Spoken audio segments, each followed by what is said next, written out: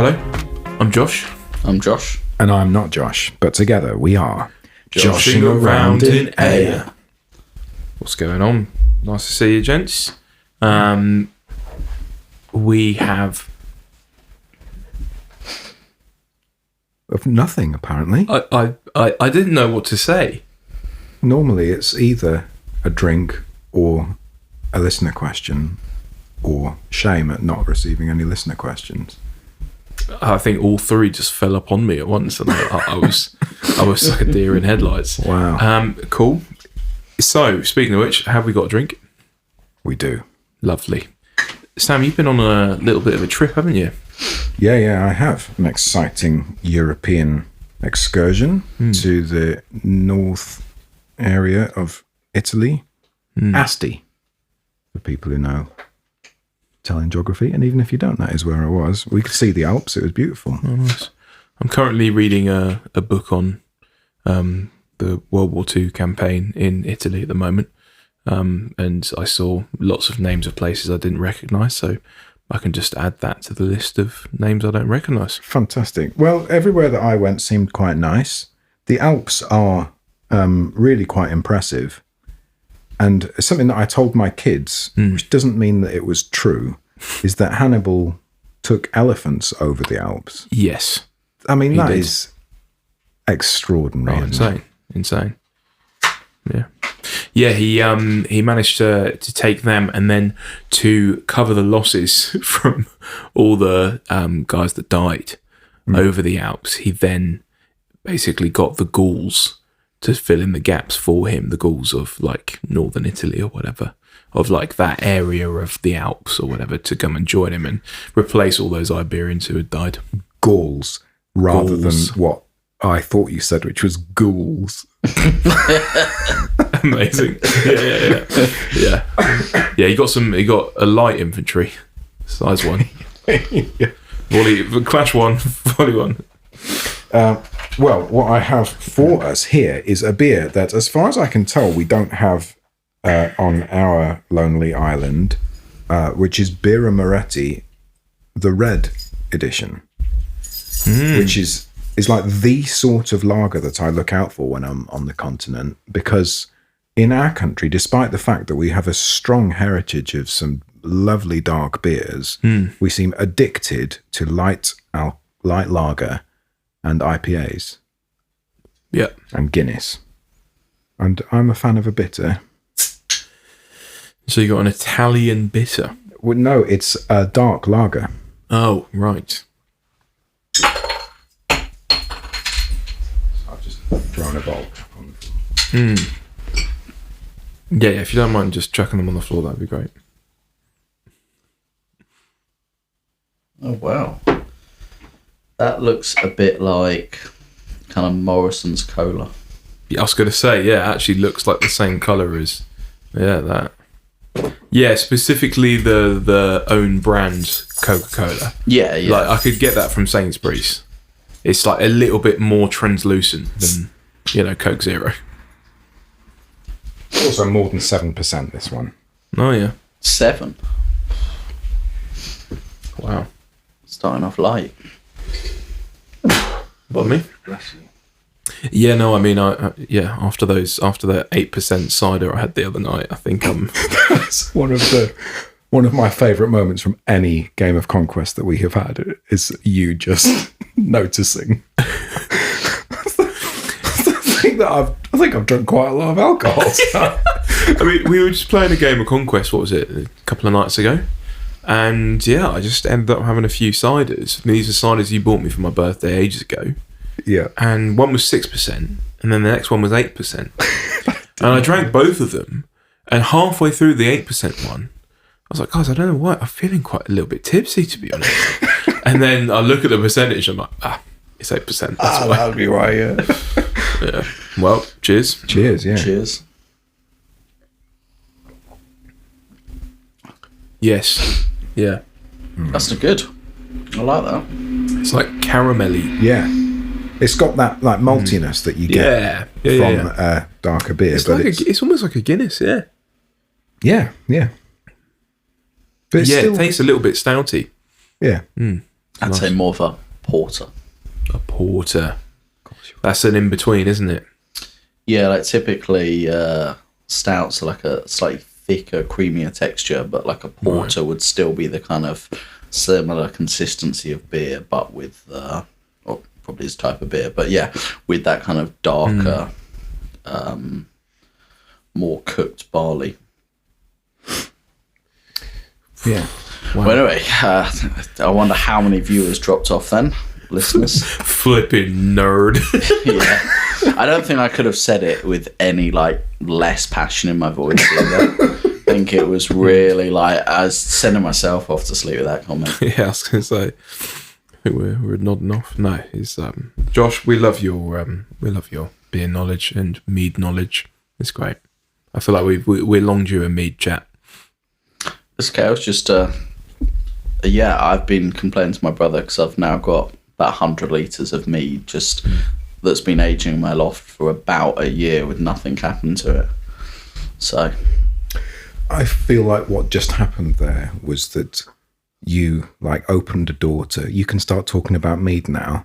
And last time that we did that, then it was 25 minutes later that we got to talking about anything at all. It's not going to happen. No more's been made. My brother was asking the other day, he's like, have I been mentioned on the podcast? I said no, because you've not come around and we've not made any more mead for it yet. So you've been mention free. So Isaac, if you're listening, which we know you're not, get your ass around to my house. We need to bottle some more mead. Get your ass around to my house. We'll just send him the clip. Yeah, because if he tried to listen to the episode, he would have switched off when we started talking about dark beer. It's like what's actually a porter. Next. There we go. Right, Sam, why don't you read us a listener question? Oh, right. Sorry, let's just play for time while I get my phone out and switch back to the screen that I was on. Anyway, about mead. So I like it. You ready? Yes. Great. I'm sorry. That was wonderful. Smooth, wasn't it? Yeah. Quality content. Thank you.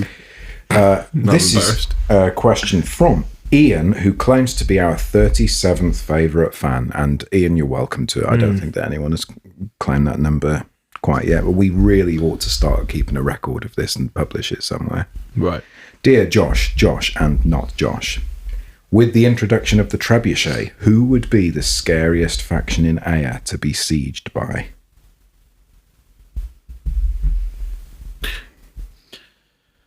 Oh, easy question. Old Dominion. All I can think about is Game of Thrones, the final season. Yes. Up north, the army of the dead's coming. And I'm just seeing that being Old Dominion. Yeah. That's it. You try and defend Winterfell. You can't see them coming. Then you just see some glowing eyes popping out through the mist. That's just how I've painted mine. But yeah, easy one. Just an army of dead surrounding you. And then what you can do is that really like militarily genius thing that they did on Game of Thrones, where they put the trebuchets outside the walls, because that makes loads of sense. And you could just send the Wadroon running into their deaths. Yes. Nice. Yeah. I mean, the Dothraki are, if you were to link them to any faction, it would be the Wadroon. I appreciate that. As the person on the podcast who has not yet got past episode 2 of Game of Thrones, thank you for all the spoilers. I mean, when did you watch that episode? About 6 months ago. I've barely seen any, and then I thought, Game of Thrones, I probably should watch that. People say that it's quite good, and then do you know? I feel like it's a tiny bit like it's like Lost. I feel like it was really good when everyone was watching it together, but not something it's probably worth going back and rewatching now. I wouldn't recommend it to anyone now. But maybe that's just because spoilers. It didn't end great. Yeah, but if you've been on the internet, you'd know that. Yeah. If you spent 2 seconds on the internet, I'm tempted to watch the Night of Seven Kingdoms or something. It's like a little spin-off, but yeah. Anyway, so Old Dominion.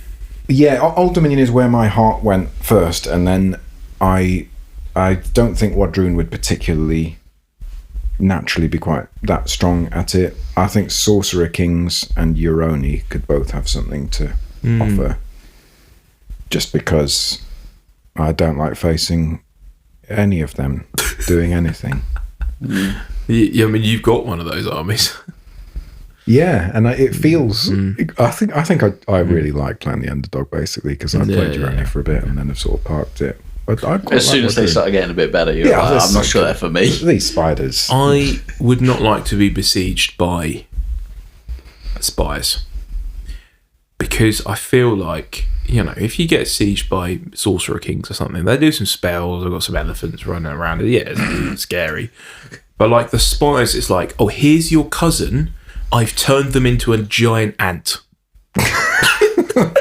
It's like, oh, if you don't let us in, we'll do this to the rest of your family. Yeah, you're right. That is dark. I can already see it now, like in the kind of story. Your hero, his like wife has been put into an abomination, and he has to like take her down as the final moment of the movie. Yeah, and he's both celebratory in his victory and also utterly dismayed by what he's done.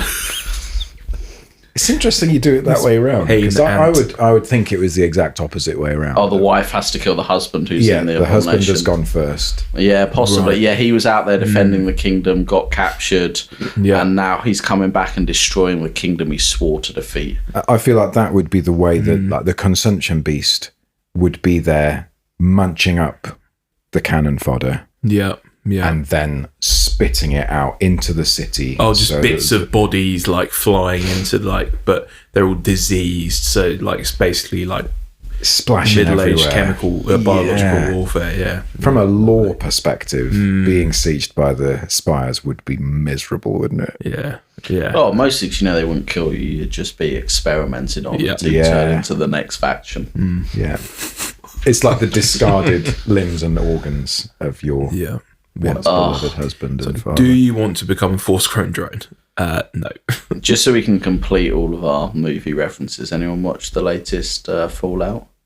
Yes, I have. No, I need to go watch that. You'll get to a scene where there's a character like who's been experimented on, who's just begging for death, and that's what I'm imagining after being besieged by a spire. Lovely. Yeah, that was dark. Yeah, that was really dark. Just come into a room, you're pinned to a board, some like weird slime all around you, and you just slightly hear like this little whining voice saying, "Kill me now." Oh. That's some spy shit right there. I think I said this to you at the time, that I watched the Warhammer animations, and one of those follows some Khorne Chaos little group that goes around. Yeah. And I'd always looked at like Khorne Chaos stuff as sort of a little bit playful, Right. Great Plague Bearer and, silly smiley goblins and this sort of thing. And then you watch the animation of them actually portraying what this is really like, and one of them, as something happens, like in order to open a door, then what do they call the little demon things? Like these little chaos spawn or something. Yeah, like these little like grinny face, like little playful one, but the way he does it is sort of the Nurglings. No. Oh, is it no? Oh, I don't know. But anyway, does this little dance with his hands in the air, which is all a little fun and playful and childish. And one of these chaos warriors sees his stomach open up and just asks if he could please die now. And from that point, I thought, I don't like chaos as much as I thought I did. This is just horrible. Yeah, the Imperium seems a little bit. Yeah. Do you know the Dark Eldar lore? That's crazy. Because they don't want to be... It's something to do with them not wanting to be... Obviously, we don't want to turn this into a 40k podcast, but I feel like people listening are probably somewhat aware. I think they'll appreciate this more than the meat talk. Yeah, probably. But like, they're basically trying not to get consumed by this god Slanesh. And so they're trying to do as many heinous and terrible things as possible to like stay away or satiate this being. It's very strange, but basically they have these things called like pain engines, where they just put it's a bit like an Avatar, right? But they just put someone in there, and like, yeah, if you get captured by Dark Eldar, you don't get killed. You just get put in one of these things, and then they just give you the worst possible time ever, Right. for like way longer than you'd live naturally. Wonderful. Yeah, so there you go. Yeah, Warhammer was pretty messed up. Oh, Ian, you really brought the tone of this conversation down. We were having a Let's great laugh. I bet 100 Kingdoms, they're not threatening at all, so I think I'd have a real laugh. I Chuck saw a bit them of a outside. rock. Sometimes it'll be Just a man exploding. throwing a stick at my front door. No, you just get the chapter mage to walk up to the gate and say, "Let me in," and then the gate guy goes, "Oh." There was. I don't want to call this guy out because he might actually be a listener of the podcast. Probably not. But there was a comment that I saw on the Discord when the trebuchet was announced, saying something like, "As the first time that somebody puts a trebuchet on the table, that's going to completely break the level of immersion for me." And somebody else replied to it saying, "So when all of the humans line up against all of the monsters and spirits and things shooting at them, the idea that they might come up with the idea of using a catapult is the thing that breaks the immersion." yeah. I think, actually, this seems perfectly reasonable. Throw a bigger stick. No, trebuchet good. Yeah. No, I think that was a great question. Thank you very much. Thanks, Ian. Appreciate it. Just a couple notes on the trebuchet. I realised when we released our episode about the trebuchet, the full rules had been released, and so I'm looking forward to it. I think there's been a lot of hate about it, and I think it's going to be great. It's going to be lovely, and you basically place it somewhere, and then it stays there the whole rest of the game. I still don't understand how, if you're placing it within 6 inches of where because you walk up a single stand with 4 dudes on it, and then they build the trebuchet in the next turn, and then you put the trebuchet down. I'm like, that's cool. That's cool. It's actually, Do you know what I mean? Like, it's 4 dudes walking up, and then they obviously just build the thing, and then you put that on next turn, and then it stays there. You're like, oh, that's great. But it does say within 6 inches or 9 inches of the stand. But I'm like, how can it be? I'm guessing it's not wholly within, so you could just put the edge of it in there. I don't know. But I thought it's nice they've given you a little bit of movement, you know, in case, so you can react a little bit to what your opponent's doing. Yeah. I'm really getting an idea of, like, you know, in the like cartoons when like the Amish just build something like super quickly. That's what you're sending on 4 Amish guys. Oh, I mean, that's a Family Guy thing, isn't it? Yeah, they like, just kept whip burning up the a house trophy. down, Yeah. and they just build it up straight away. Yeah. I think it's gonna be great. I think it's gonna be fun. I don't know. I'm surprised it's got quite as much hate as it has. I think it's gonna be. I think the way they've done the model looks cool, and I think the rules sound fun. And I don't know. We're big fans of the fact that Conquest is like not the super competitive. It is the fun. I mean, we play it exclusively while drinking, pretty much. Yeah. I think that's why I play worse at tournaments, is because there's no alcohol there. Yeah. So Nothing to steady your hand as you get the tape measure out. Man. As an indication, I saw somebody write an article about First Blood the other day saying that a game typically lasts about 45 minutes. What? And we played the other night and it lasted for 4 hours. Don't know how these lot are playing. Maybe we're all just being a bit too sweaty with it, and we're going, oh, but if I move there, I'm within range of your merpaglorpin. And then they all go, yes.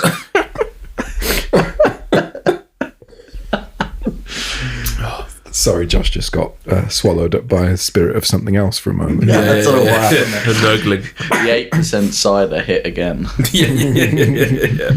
It's just the residual in my bloodstream. Oh, Man. What are we going to talk about? Well, pivoted excellently Yeah. into First Blood. Was that deliberate, or did that just sort of happen happily? What makes me seem more intelligent? The second one. That one then. Great. Cool. So we played a 3-player game of First Blood. Now we've been a little bit obsessed with First Blood for the last few months, I'd say. it's great. I mean, it needs a bit of balancing, as these two guys will tell you, because I decided to run a Fallen Divinity, and that meant I just became the target. Yeah, unreal.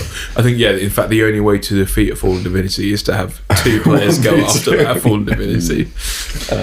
But yeah, no, it was great fun. We played 3 players. Sam, you came up with some rules for it, even made a little deployment grid. It was great fun. I loved it. Yeah, we took a version of, it's number 5 in the scenario pack, which has got 3 artifacts, and you basically score points for having the artifacts at the end and points for killing warlords, heroes, and leaders. Yeah. And then, came up with a deployment zone map that would work with 3 people. And we did a couple extra artifacts, didn't we? We put it up to 5 artifacts to make it so that we would all probably be starting off with 1, and that there's then another 2 for us to fight over. So it's likely that only 1 or maybe 2 are going to be able to get a proper lead. And the only rule, I was thinking about this today actually, the only rule that we needed to make any difference to was rolling for supremacy. Yeah. Everything else was basically sorted out the fairly box. Smooth, yeah. I mean, I'm sure there's some weird interactions with certain special rules, right? But we didn't really encounter anything. No. Yeah. And I think, because for all intents and purposes, your friendly stuff is still your friendly stuff, and enemy regiments are still enemy regiments, whether they're, yours or Josh's. It doesn't matter, it's still an enemy regiment. Yeah. So, engagement ranges and stuff like that, it didn't really affect it too much. So I don't think it affected too much. The only thing I think, looking at a big level, that affected a little bit is stuff like having a high defense became better, because typically you get to attack once and then defend once, but there was a chance where you might be attacking once and then defending twice. So having units with a bit higher defense gave you a bit more survivability, was maybe slightly more important in a 3-player game. Right. Yeah. Was my only thought. But yeah, from that, I think it works. It works really well. I thought it was a lot of fun. I think the only thing maybe, if we did another scenario in the future, it'd be cool to have one where, because you scored the artifacts at the end, which was cool, but it would have been maybe nicer to have more ways where you could score in the game that might have led to a bit more ganging up based on who's in the lead. Yeah. So yeah, that's a good call. Both of you have played Magic with me, right? If you play Commander, when you got 4 of you, whenever I've played it before, someone starts to get in the lead, it feels like they're getting a lot of cards now and getting a few synergies, and then the other player's like, okay, we need to come take this person down. And that person almost, gets attacked a bit, and they get, maybe not finished off, but, weakened significantly. And then there's a different person who's in the lead, and you're like, okay, now we need to, focus on this person. It was kind of hard to tell who was at what point. We really had no idea, other than the fact that there was an unkillable Fallen Divinity. Yeah. I mean, we did have that, but it was just you. Although, actually, having said that, Sam, you did betray me. Terribly. I think I acted in self-defense. No, you should have let me kill your model. What Josh is referring to is he sent 3 Crimson Tower headed directly for my single Leonine Avatara that was gently trying to send a single arrow towards the Fallen Divinity. And so, purely just as a way, just to calm things down a little bit, I sent my Siegebreaker Behemoth at the Crimson Tower. And then those 2 just got stuck to each other with super glue for several turns because of all the 6s that we were rolling. Yep. And then when eventually I did manage to kill them and burrow away, then the Siegebreaker Behemoth just got killed anyway. So that was 300 points that went into not killing the Fallen Divinity. So, and whose decision was that? Well, what I love was you moved your Crimson Tower. Like Sam, I want you to attack the Fallen Divinity, so I'm not going to attack you at the Crimson Tower. I'm just going to bypass you and go straight for your shooting. Yeah. I'm just going to take the points off you, Sam. Don't worry about it. I'm just going to go for this little guy at the back. Yeah. And then Sam on his turn was like, no, I want to defend my guy. Yeah. I was like, what? What do you mean? And also as well, it was the perfect target. I mean, because your guys have no evasion, and Sam had mega cleave. So as soon as he ran in, every turn he could just swipe a horse the only off reason the I board. survived for so long was because he kept rolling sixes. Oh, it's It horrendous. was unbelievable. I was like, man. This is one of the things with First Blood, is because you're rolling fewer dice. You know, the chances of rolling loads of sixes all at once, of course, become, you know, they are lower. But with Last Argument, you can be rolling 20 dice, and with First Blood, it might be 3. And so the chance of just rolling 3 sixes is low, but it's not unbelievably low. But rolling 20 sixes is unbelievably low. And so when you cleave 4, and all you need to do is hit a couple of those, and it's going to make a big difference. Yeah. Oh.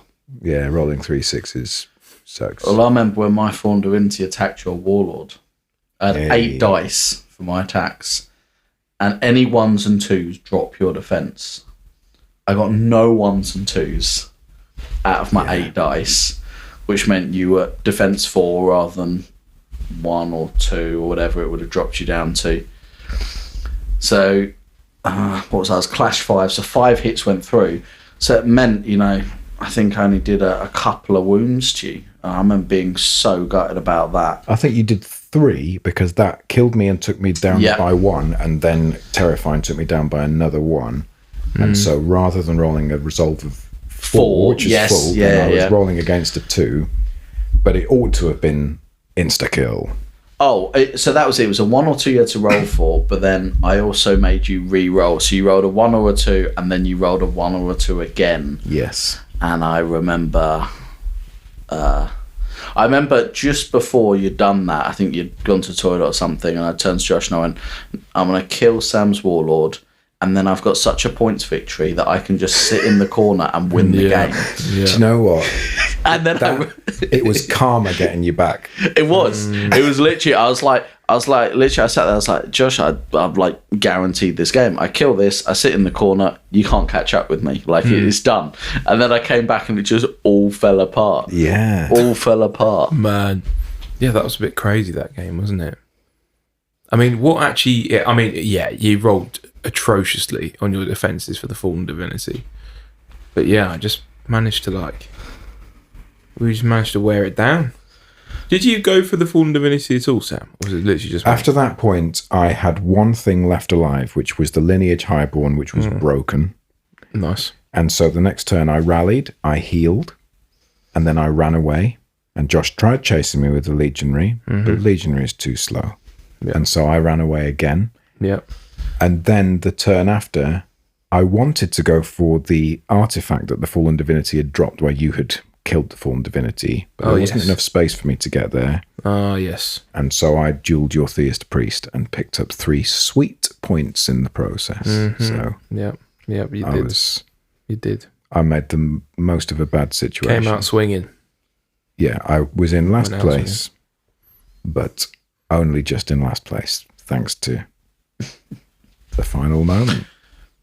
Oh, so for anyone also wondering why the Fallen Divinity was so unkillable, it's because in the game, whenever the Fallen Divinity would die, you just spend 1 or 2 dark power, depending on its tier, can be up to 3, and it just comes back. Yeah. And so essentially the amount of dark power you've got just becomes its life pool. So Josh every turn was having to deal 14 wounds essentially to it to kill it, which I know for Last Argument doesn't sound like that much, but in First Blood 14 wounds is like massive. Yeah, I mean each tier of a monster is like usually 5. Yeah, so typically a monster you'd deal 10 wounds to and you kill it, and that's like one of the hardest things to kill in the game. And you have to do 14 in 1 turn. 1 turn, that's the other thing. Because next turn, I get the dark power fresh at the start of every turn. Yeah. So if you dealt 13 to it, then next turn I got a fresh pool of dark power, and I'm just bringing it back every time you do a wound. So it is, look, the game is a lot of fun, but it's, I think we would agree, it's not quite balanced yet. No, it's not. It's not balanced. It feels like it's in a beta stage. How many points is Fallen Divinity? Do you know? 380. Oh, So, okay, that so is to be fair, expensive like then, we're playing with 1,000 points, And the other thing as well was there's like, probably which is good, there's some real chaff, some real rubbish in there that gets you a lot of dark power. Yeah. And I'm then kind of forced to run those units. You literally wanted me to kill you. Oh, yeah. Like, I please just die. I spread them out on the board. I just like charged at anyone. Like, you've got to kill this to like move through it.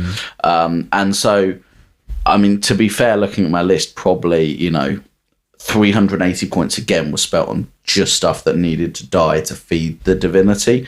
So it was a very powerful creature that also required a lot of army building, which, feels somewhat right.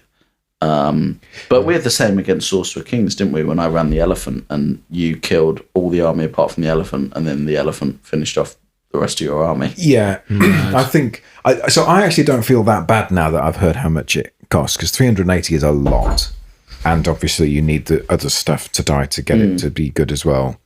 What I did feel really, really cross about was the Caryatid, which cost the same points as my Leonine Avatara, but the difference seemed to be that I could roll an extra dice from time to time, and you could force me to take half a dozen wounds just because you choose to all the time. Yeah, so I could spend 3 dark power, and it meant that after I'd, hit you a couple of times and you'd taken a couple of wounds, you then had to do a morale test for each wound on you, which, if you're shooting infantry, they often only have 1 wound, so it makes no difference. Yeah. If you're shooting a brute, they might have, I think yours had like 4 wounds, so, if I'm lucky enough to shoot you at a point where you've, taken 2 wounds and I deal another one, it's pretty nice. Against monsters, it was incredible. Yeah. So I think your monster, I shot you and then you had 4 wounds or 5 wounds and you had to do 4 or 5 resolves, and it felt, at that point it felt situationally very broken. Oh, it's horrible. It's just horrible. Just what a way to ruin someone's night, Josh. Yeah, it was pretty sweaty, not gonna lie. That was, my Siegebreaker Behemoth was my MVP for the night, because he sat there, just taking a bunch of hits and able to deal with it and can kill all of the Crimson Tower and take that artifact. This is the ticket. And the way that I would have scored more points would have been for the Siegebreaker Behemoth to literally sit there and do nothing. I told you just to run it into the corner. I didn't even get any points for killing it. Oh, you're so You sweaty. just gave 2 points to Josh. Cheers. Yeah, I would just like to say, so Josh, when I finally killed your Fallen Divinity, how many points did you have in the Dark Power pool? I had 29. Okay. So I had to do 29 wounds in 1 turn. No, it was tier 2. So every time it died, it cost me 2 dark power to bring it back. Yes, so I had to do 13. 14. 14. Okay, 14 wounds. My Household Guard were the absolute MVPs of that game. Because with the Fierce Priest, I could get them up to cleave 3, which is fat. Yeah. Realistically, I'm only taking away 1 dice from you. But that 1 dice, that was what I needed. I also was playing a spell wrong. I was giving all of them an extra attack when I should have only been giving them 1 attack. Yeah, which I don't want to hear, because I died literally by 2 a wound. Yeah. 2 a wound on your last roll. Yeah, so roll. I can't even argue I didn't even make that much of a difference. It literally... The other thing I thought you were going to go for as well is the fact that I had 29 dark power. I had that amount of dark power for about 3 turns because you guys only attacked the Fallen Divinity and refused to kill anything. Yes, because literally that's the way killing you have to do one more dude would have made me tier 3. I would have healed up all the wounds I'd taken, had a stronger stat line. I mean, there was a point where Sam could have killed a Legionnaire, and I literally said to Sam, I was like, please don't do this, because I'd need to kill Josh, and I won't be able to do this if you kill that Legionnaire. Yeah. And you know what? You took one for the team, my man. Yeah. Was he carrying an artifact, that Legionnaire? No. He was carrying an artifact. No. Oh. That one wasn't. No, it was another one who was them, right next to you. I think that if you had sent the one at me carrying the artifact... Oh, you still would have killed it, yeah. I would have gone for that. I was about to run in with that one. You should have sacked the artifact. But the way that I was rolling, I reckon I would have gone for that artifact. I would have not done you enough damage. You'd have stayed alive, and then you'd have killed me anyway. So I'm. And if I'd done that again, I would have drawn the game because that was your warlord, and that would have given me 3 points and taken 3 points away from Josh. Yes. Oh yeah, because it was me that dealt the killing blow. Also, other MVPs, longbowmen. Yeah, they were great. Loved them. Oh, they did so much damage to 420. Yeah, you just kept shooting. You again rolled atrociously. I mean, they were getting quite regularly for some reason 1 and 2. I rolled that quite often because they're barrage 1, but you get an extra 1 if you take aim. That's how it works in First Blood. So you end up with barrage 2, and they were each rolling. And like sometimes they just fluff them all right, but sometimes I'd get a 1 and a 2, and obviously they're AP 1s. So if I get that 1, it's like, well, your defense is reduced by 1 now, so you're only rolling 3 dice. It's like 3 versus 2. Statistically, you still should. No, it was taking me down to 2 dice, but yeah. Oh, was it? Oh, yeah, because you were defense 3. You can't go above 3, can you? No, again, annoyingly, I was defense 4 at tier 1, but you get slightly worse at tier 2. So at tier 1, you're defense 4 and hardened, which in First Blood means every time you roll a 1, you get another dice. So it's a little different. But it means you're rolling lots of dice in defense, and then I get to tier 2, and I'm suddenly got a lower defense, no hardened. You've got higher evasion, though, is that right? Evasion 2 rather than 1. Yeah, sure.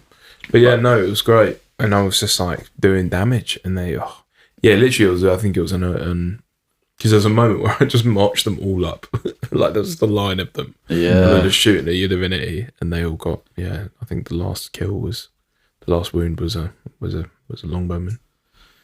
Yeah, it was very sad. Again, I tried to kill your warlord, and what was it? I did 5 hits to him. And he had bodyguards. Yes. So he spread the hits out to all the guys around him. And then there wasn't enough guys, so it still dealt exactly enough wounds to kill him. Yeah. But it did mean you still had a resolve roll, which you had to do twice, but at least it was a full non-reduced resolve roll. Yeah. I think it had terrifying on it, but that was it. Yeah. Yeah. So I think I was down to 3 from 4 or something like that. Yeah. So you had to roll a 3 twice. Anyway, look, for all of you who have played The Last Argument Kings, you wouldn't have understood anything because we're talking about speaking French. All the rules are completely different. What was it? I had someone like messaging me this week that they were at Salute, and they're like, "Oh, I'm going to do them first, but it's great. I think it's like quite leads people on to The Last Argument." And we were having a bit of chat. I was like, I think you need to read the rules a bit more on that one. Cause they're a bit different. I think it's quite different. And then he messages me 2 days before. He's like, yeah, I just watched a video on the rules for He's like, it's completely different. You were so right. He was like, I don't know how I'm gonna run the games. He's like demoing games. Great. He's like, they've changed everything. So so it might take you a couple of games to get into it, but definitely, if you're like us, you want a beer, a laugh, and forget about your week on a Friday. Oh, it's not good. A bad place to start. Is a laugh. Yeah. And it's nice as well seeing that, because generally speaking, we've all got enough painted minis to field an entirely painted army, which is not something you're really ever doing for Last Argument unless your name is Sam and you have all the painted spies. Yeah, but that's why I can't get away from Force-Grown Drones, is because they're the painted things. Spent so long painting 100. Well, no, you're about to order 1 million bound clones, aren't you? I might have some boxes that I need to build right now. Yeah. There you go.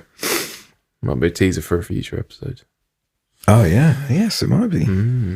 There you go. Right. Do you guys have anything else to say on that? Play First Blood. Yeah. Drink beer. Right. Try mead. Try a 3-way. In 3-way First Blood. I don't know why you guys are laughing.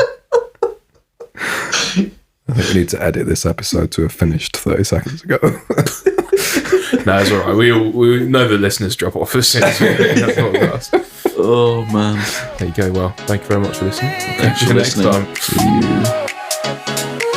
Force-grown drones on my lawn. Time to net the ashen dawn. Josh and not Josh, playing Conquest, no stress. Stack those cards up quick, put the army to the test. Late night gaming, stacking up command stacks. One more game, baby, yeah, we're running it back. New drink every time, whiskey, beer or gin. Just please never grab her again, throw that straight in the bin. Just roll ones, where you at? Best UK Conquest, nah, scrap that. Ain't seen uploads in a minute now. We used to roll and show you how.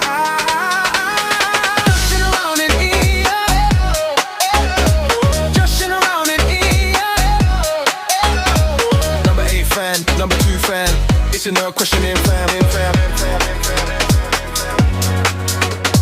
Justin around in EO, Justin around in EO. Roll the dice, pour them at me. Just been brewing something new. Andrea DeMarcy in my inbox again. Talking big stats, trying to sell us the plan. Say we're number 1, yeah, imagine that. Big game strategies, yeah, we'll take a stack. It's full runs. Where you at? Best UK Conquest, nah, strap that. Ain't seen uploads in a minute now. We used to roll and show you how.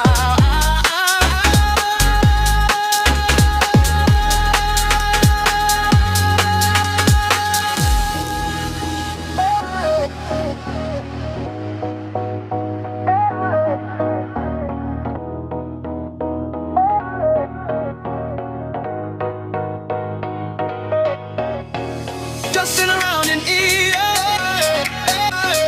Justin around in EO. Number 8 fan, number 2 fan. Get a listener questioning fam.